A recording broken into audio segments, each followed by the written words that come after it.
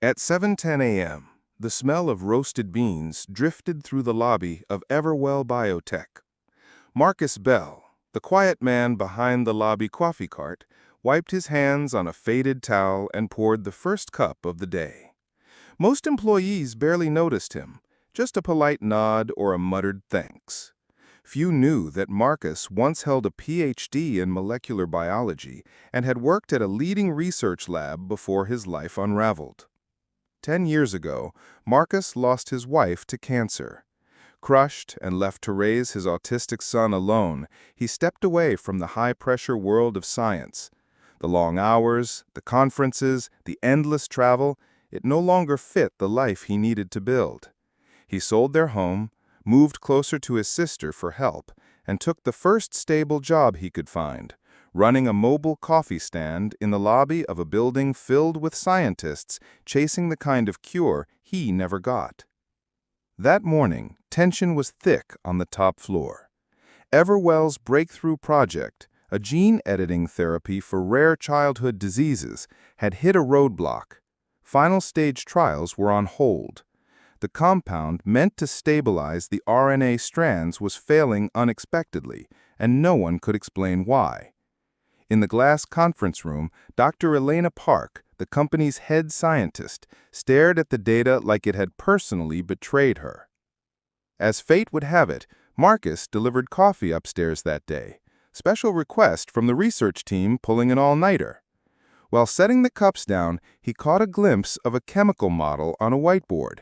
He paused, squinting at a flawed bond structure drawn between two proteins. It was familiar. Too familiar. "Excuse me," he said softly. Heads turned. One young intern raised an eyebrow. "Sir, this area is restricted." But Elena held up a hand. "Go on." Marcus hesitated.